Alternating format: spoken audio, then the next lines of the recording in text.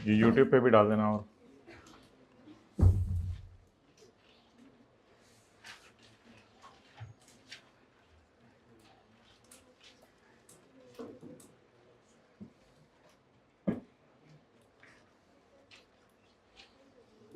ऐसे करके बैठे जरा साथ वाले के साथ, ऐसे करके जरा उसको थोड़ा सा साइड पे करें जरा। और वापस आए जी पेज नंबर 435 पे। Closing stock of damaged goods 18 में पड़ा हुआ है। कॉस्ट ऑफ सेल में शामिल है क्लोजिंग स्टॉक 18 मिलियन पे। ड्यू टू अन्नी बारिशें दीज गुड्स वर डैमेज्ड, और उन चीजों के अंदर पानी घुस गया, and it is expected to fetch 12 million only. तो एनआरबी लॉस कितना है?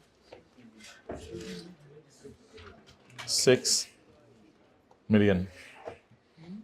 तो बता दें लॉस रिकॉर्ड करने से प्रॉफिट कम हो जाएगा, तो इसलिए इसको जाके प्रॉफिट को कम कर दें। एनआरबी लॉस रिकॉर्ड करने से प्रॉफिट कम होगा। एनआरबी लॉस रिकॉर्ड करने से प्रॉफिट कम होगा। एक और तरीके से भी आप देख सकते हैं, क्लोजिंग स्टॉक कम करना है 6 से। मैंने आपको एक क्लास में बताया था क्लोजिंग स्टॉक कम होने से भी प्रॉफिट कम होता है। जो मर्जी तरीके से सोच लें, आपकी मर्जी है। लॉस रिकॉर्ड करने से भी प्रॉफिट कम होता है, और क्लोजिंग स्टॉक 18 पे पड़ा हुआ है, 12 पे लेके जाना है, तो क्लोजिंग स्टॉक कम होने से भी प्रॉफिट कम होता है। तो प्रॉफिट को 6 से कम कर दें। तो डिक्रीज इन क्लोजिंग स्टॉक या रिकॉर्डिंग ऑफ लॉस 6,000।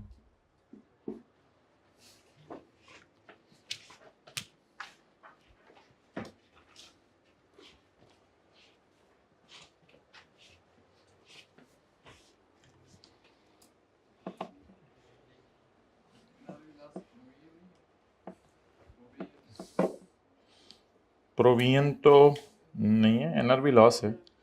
प्रोविजन तो होता है, बस ठीक है। एनआरबी लॉस रिकॉर्ड करने की इजाज़त है। असल में ये प्रोविजन तो नहीं है। हमने पढ़ा था स्टॉक के चैप्टर में, आप सेक्शन 35 जाके देखिएगा, उसमें लिखा हुआ था stock will be recorded at lower of cost NRB. तो इसका मतलब है टैक्स वाले एनआरबी लॉस को मानते हैं। रिकॉर्ड नहीं हुआ वो उसे कर दें। हाँ, ये लिखा होता प्रोविजन फॉर ऑब्सोलीट स्टॉक, तो वो फिर एक अंदाजा होता है, उससे एड बैक कर देते। एनआरबी लॉस पे तो कोई एतराज नहीं। खर्चों में पड़ा है 0.275 million paid to office boy in cash. Office boy को आपने कैश में पे किया है। उसकी महीने की तनख्वाह 25,000 है, और उसको 11 मंथ्स के लिए पेमेंट की है। 25,000 ज़रब 11 कितना आ रहा है? 275, वही 0.275 मिलियन जिसे कहेंगे। तो 32,000 से नीचे की तनख्वाह कैश में पे करना कोई जुर्म नहीं है, इसलिए यह खर्चों में पड़े होने की वजह से माइनस हो चुका है। इसे दोबारा माइनस करने की जरूरत नहीं है। ऑफिस बॉय सैलरी दोबारा माइनस करने की जरूरत नहीं है। अगर ये 25,000 की बजाय 35,000 होती तो फिर बात सही थी। फिर भी 35,000 ना करते, 35,000 का को 11 महीने से मल्टीप्लाई करके ऐड बैक करते। तनख्वाह कैश में देना एक जुर्म है। वेयर हाउस का किराया 16 लाख, जो कि बिजनेस बैंक अकाउंट में क्रेडिट कार्ड से पेमेंट की है। तो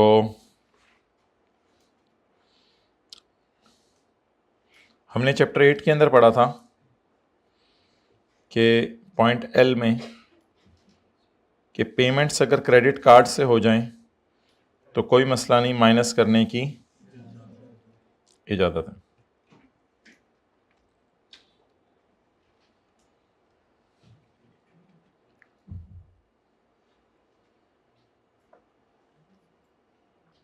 point number 3, 4, 5 payment through credit card.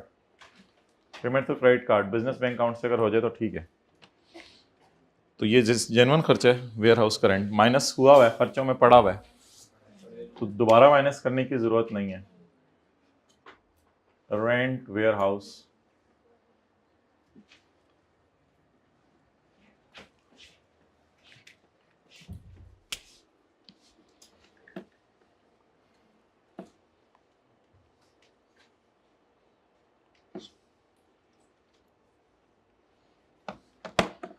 $28 lakh का बैड डेट राइट ऑफ किया है क्योंकि कस्टमर था वो पैसे लेके भाग गया है।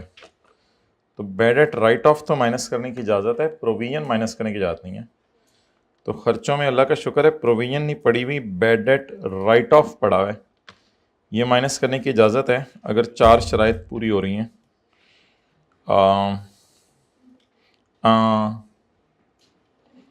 अगर 4 शराइत पूरी हो रही हैं, प्रीवियसली इनकम में गई हो ये अमाउंट, ज़ाहिर बात है कस्टमर को चीज़ें ही बेची होंगी ना, हमारा कोई लोन तो नहीं लेके भागा। मैंने कहा था कोई लोन लेके भागे तो उससे बैड डेट में ना डालिएगा, कस्टमर को तो चीज़ें ही बेची होंगी। तो कस्टमर को चीज़ें बेच के सेल रिकॉर्ड की होगी, पहली शर्त पूरी हो रही है। दूसरी शर्त हमने अकाउंटिंग की किताबों में राइट ऑफ कर दी है, इसलिए एडमिन एक्सपेंसेस में लिखा हुआ है। ओरिजिनल ग्राउंड्स तो होंगे, सवाल में नहीं लिखा हुआ। मैक्सिमम उतना माइनस कर सकते हैं जितना अकाउंटिंग की किताबों में राइट ऑफ किया है। तो ठीक है, 2.8 तो टैक्स वालों की नज़र में भी अलाउड है। तो खर्चों में पड़ा हुआ है तो पड़ा रहने दें, दोबारा माइनस करके डबल तो नहीं माइनस करना। बैड डेट रिटर्न ऑफ सही माइनस हो चुका हुआ है। क्लियर?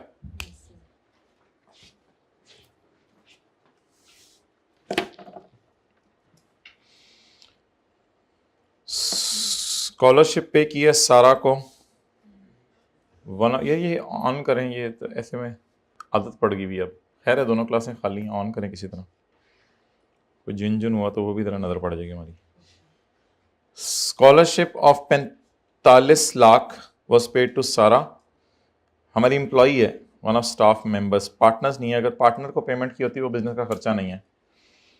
फॉर हायर स्टडीज़, ठीक है, लोअर स्टडीज़ इसने पाकिस्तान में की थी, हायर स्टडीज़ के लिए हमने इसको कहीं और भेज दिया, पाकिस्तान में होते हों, in accordance with the terms of employment, और नौकरी के टर्म्स में लिखा हुआ था कि हम इसको स्कॉलरशिप देंगे। तो स्कॉलरशिप का खर्चा, स्कॉलरशिप मिलने वाले के लिए स्कॉलरशिप का क्या करना है वो तो किसी और चैप्टर में देखेंगे। स्कॉलरशिप जो पे कर रहे उसके लिए ना ये टैक्स है, ना ये पेमेंट कोई ऐसी है जिस पर टैक्स काटे बगैर कर दी है, ना ये कमीशन है कोई, ना ये इंटरटेनमेंट है, ना ये फ़ाइन पेनल्टी है, ना ये पेमेंट कैश में हुई है, ना ये सैलरी है, ये तो स्कॉलरशिप की पेमेंट है, ना ये कोई फिक्स्ड एसेट टाइप खर्चा है, ना ये एडवर्टीजमेंट एंड सेल प्रमोशन है। तो ठीक है, नॉट अलाउड की लिस्ट में तो स्कॉलरशिप नहीं आ रहा, तो फिर अलाउड है, क्या मसला, सही माइनस हुआ है। स्कॉलरशिप नॉट अलाउड की लिस्ट में नहीं आ रहा तो अलाउड है। स्कॉलर जहाज अलाउड है, स्कॉलरशिप।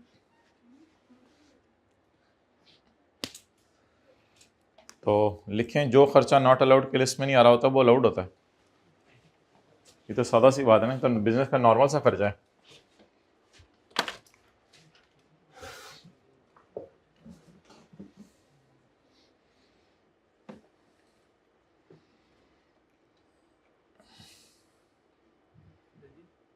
हाँ जी,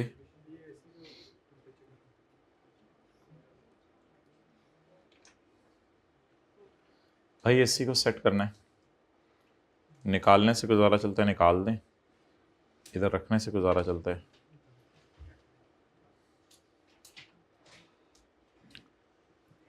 किसी टीए को कहीं मुझे मैसेज करे, किसी टीए को कह दें, किसी कॉलेज के किसी टीए को भी सेकेंड ज़रा मुझे मैसेज करें।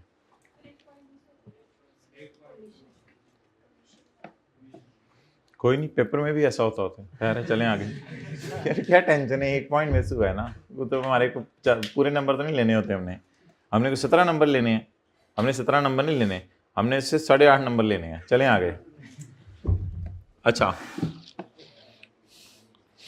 Commission of 32 lakh paid to one of members of AC, ये तो पार्टनर है, ये तो पार्टनर है।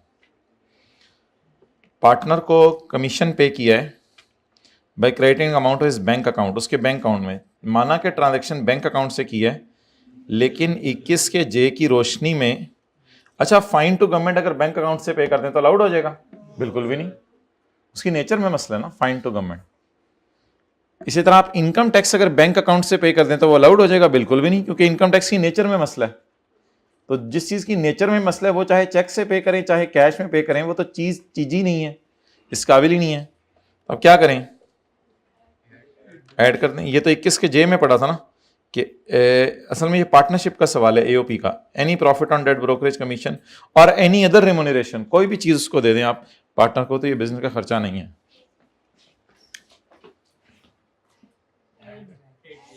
Okay okay okay okay guys, okay okay okay, थोड़ा सा टोन जरा अपनी नॉर्मल रखा करें। मैंने नमक कहा था लाने को, तुम चीनी ये इस तरह की जो चीजें हैं ना, इसको किसी ना जिंदगी से निकालें। ऐसे ऐसे ऐसे गलत चीज लेके आया है भाई, यही तो मसला है, यही तो मसला है। मैसेज करें, मैंने कर दिया, और वो प्रिंट एक ला के मुझे दे दें।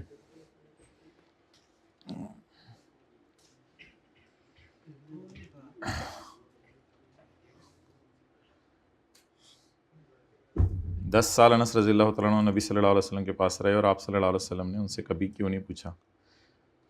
अच्छा आगे चलें जी, सेकंड लास्ट बुलेट मारें आप। सेकंड लास्ट बुलेट फरमाता है कि payment of 64 lakh for software. My Pappu, my dear, payments जानी चाहिए या अमोर्टाइजेशन जानी चाहिए? अमोर्टाइजेशन जानी चाहिए, पेमेंट्स नहीं जानी चाहिए, अमोर्टाइजेशन जानी चाहिए। आगे पढ़ें या पहले उल्टा दें? उल्टा दें। जरा 2-4 बंदे चाहिए, जरा 64 लाख को उल्टाने में थोड़ा टाइम लगेगा। 2-4 बंदे इधर आ जाएं, 64 लाख को उल्टाना है। चलो अब तो कहने पे भी कोई नहीं आता, खुद ही हिम्मत कर लेते हैं। स्पेशलाइज सॉफ्टवेयर है, अगर नॉर्मलाइज सॉफ्टवेयर होता तो क्या करते हैं? अच्छा तो भी यही करते हैं। ओके, मैंने स्पेशलाइज से को फर्क पड़ा। For air conditioner manufacturing department, ये एसी वाले डिपार्टमेंट में लगेगा सॉफ्टवेयर। नहीं, एसी तो आजादी एंड कंपनी नाम है इसका। For ACs manufacturing department on 1 April 2022, software is expected to be used for 5 years. Although the software is available for use from the date of purchase, available for use है, but हमने सोचा है कि इसको अगले साल से इस्तेमाल करेंगे।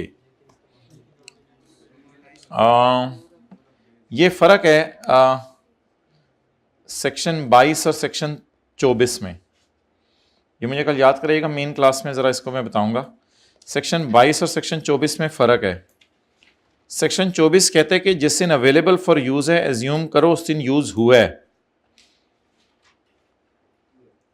पॉइंट नंबर 10 पढ़ा था हमने पेज नंबर 152 पे। N intangible it is available for use on a day is assumed use on that day. Point 10 ये पढ़ा था, ठीक है।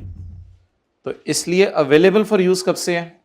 1 अप्रैल से। तो it will be assumed as used on that day. एक और भी था, 2 थी ना, सोल्यूशन भी था इसका, 7 लगा हुआ नहीं, दो भेजी मैंने। It is available for use on a day is assumed as used on that day. इसलिए फिर पेमेंट उल्टा के टैक्स अमोर्टाइजेशन माइनस करें। कॉस्ट लाइफ 10 कितों आ गई? 5 इंटू अप्रैल मई जून 91।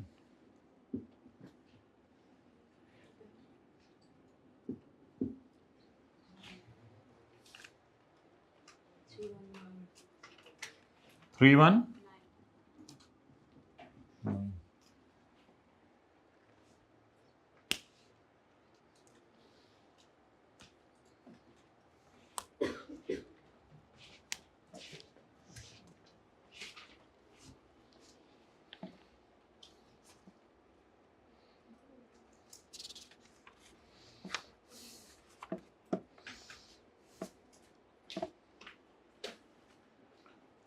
Okay next. अच्छा लेकिन फिक्स एसेट्स को तब से डेप्रिशिएट करेंगे जब से यूज़ हों, उनमें अवेलेबल फॉर यूज़ नहीं देखा जाएगा, यानी प्लांट मशीनरी वगैरह उनको तब से डेप्रिशिएट करेंगे जब से नहीं जब से अवेलेबल फॉर यूज़ नहीं, जब यूज़ हों उनको फिर अगले साल से डेप्रिशिएट करते। तो ये थोड़ा सा डिफरेंस है। अकाउंटिंग की क्लास में तो दोनों में ही शायद अवेलेबल फॉर, वैसे इसमें डिफरेंट रहे हैं, अवेलेबल फॉर यूज़ में भी हो जाता है। चलें इसको डिस्कस कर लेंगे फिर कभी, इसमें कोई वाज़ेह तौर पे ऐसा, लेकिन इंटेंजिबल्स में तो वाज़ेह तौर पे लिखा हुआ है। क्या लिखा हुआ है? अवेलेबल फॉर यूज़ है, उस दिन तो अज्यूम करेंगे उस दिन यूज़ हो रहा है। बस ख़त्म हो गया सवाल, टोटल्स कर 29765।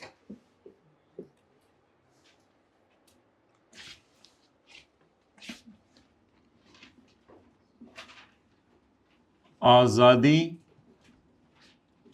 And company, income and tax दे रहा हूँ, टैक्स से 2000 blah blah blah, income from business 29765। Negative रहने दें इसको ना, बस ना लिखें।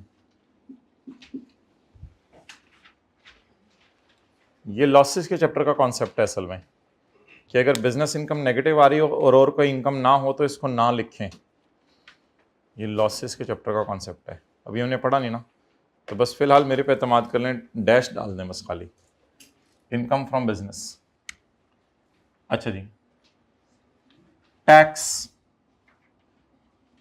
नॉर्मल तरीके से और सेल का 1.25%, जिसको कहते हैं मिनिमम। अच्छा जी, कितना टैक्स नॉर्मल तरीके से देने आ रहा है? 0। कितना टैक्स नॉर्मल तरीके से देने आ रहा है? कम से कम नहीं, हायर ऑफ का लफ्ज तो मैंने नहीं बोला था। कम से कम तुम सेल मैंने बताया था सेल्स टैक्स और ट्रेड डिस्काउंट के अलावा वाली देखनी है। कम से कम तुम सेल का 1 इतने अमीर लोगों, 100 मिलियन से ऊपर तुम्हारी सेलें हैं, 10 करोड़ से ऊपर तुम्हारी सेल है और तुम मुझे टैक्स नहीं दे रहे, वो तुम्हारी किस्मत है कि लॉसेज आ रहे हैं। मैं क्या करूं? 320 मिलियन नहीं, इसको आप इस तरह लिखें ना, क्योंकि हम रुपीज इन थाउजेंड में सवाल कर रहे हैं। 320,000, क्योंकि ऊपर rupees in thousand, rupees in million में भी आप सवाल कर सकते थे, ऐसी कोई बात नहीं। इनटू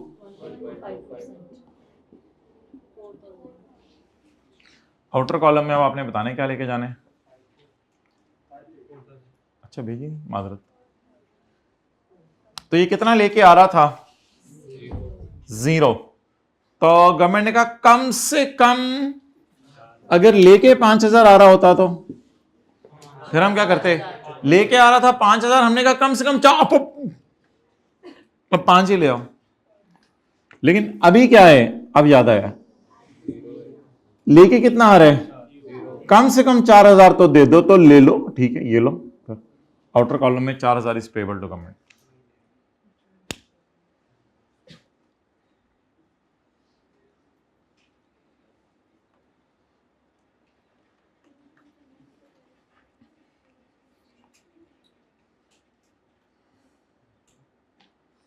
बहरहाल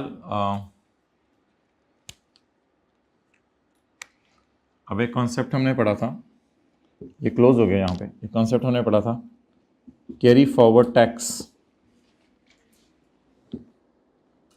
तुमने जालिमाना तरीके से 4,000 दे दिया, तुमने देना था 0, हम इसको मानते हैं।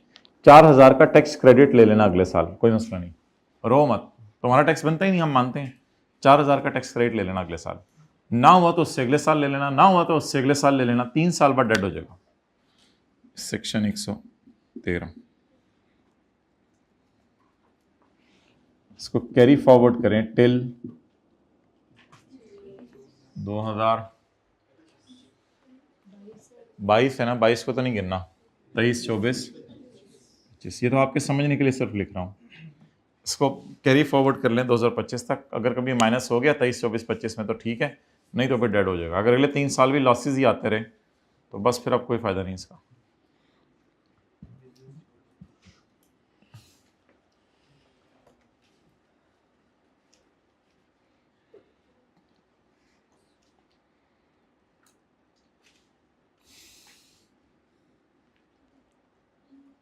अच्छा, एक कॉन्सेप्ट जो है वो उसका भी है, क्या कहते हैं, लॉसेस के चैप्टर का, वो मैं नहीं करवा रहा। वो ये है कि carry forward business loss, business loss भी कैरी फॉरवर्ड होता है 29765। वो फिर पता क्या होता है, वो बिजनेस लॉस यहाँ से माइनस होता है और टैक्स फिर अगले साल यहाँ से माइनस होता है, लेकिन वो लॉसी के चैप्टर में देखेंगे। तो फिलहाल बस ठीक है, इतना काफ़ी है। अब 4-5 मिनट बाद मैं आ रहा हूँ, हम टेस्ट नंबर 9 डिस्कस करेंगे। जिन्होंने जाना है वो जा सकते हैं। अस्सलाम वालेकुम। I am coming after 5 minutes. जिन्होंने टेस्ट 9 डिस्कस करना है, ये क्लास ख़त्म हुई, ओवर।